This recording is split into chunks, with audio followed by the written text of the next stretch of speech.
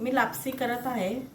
तर लापसीसाठी मी लापसीचा बाट घेतलेला आहे, म्हणजे आपण जो गव्हाचा रवा म्हणतो तो घेतलेला आहे.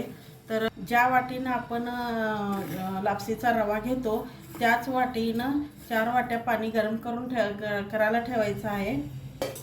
आणि पहिले तूप घालून घेऊया. 1-2 चमचा तूप घालून घेते. आणि ह्या तुपामध्ये लापसीचा जो रवा आहे ना गव्हाचा, तो मी ह्याच्यात घालून घेतला आणि याला छान असं भाजून घेऊया.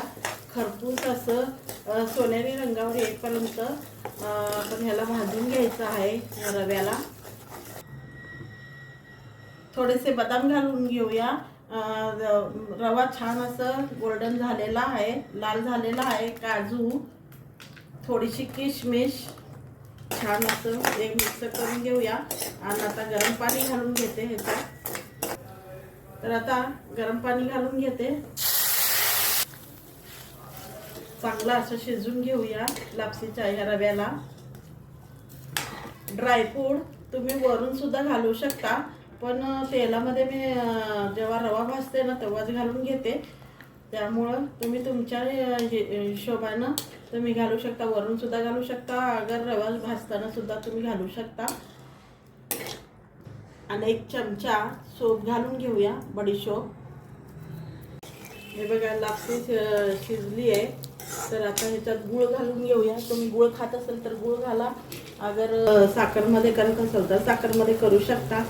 तर मी अर्धी वाटी गूळ घेतलेला आहे.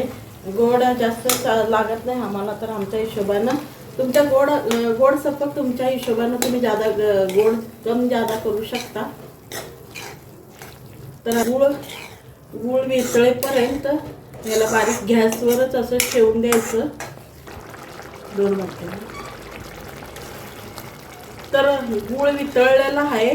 तर आता हे गुळामध्ये घट होईपर्यंत, लापसी घट होईपर्यंत याला शिजून घ्यायचं. गॅस बारीकच ठेवायचा आहे. आपली लापसी तयार झालेली आहे. गॅस बंद करून घेते. थोडंसं तूप जादा झालेलं आहे, काय हरकत नाही. थंड झाल्यावर अजून हे खुल्लं सुट्ट मोकळी लापसी होती. आणि लापसी अशीच राहावं, छान लागते. फक्त निवदापुरतं केलेली आहे.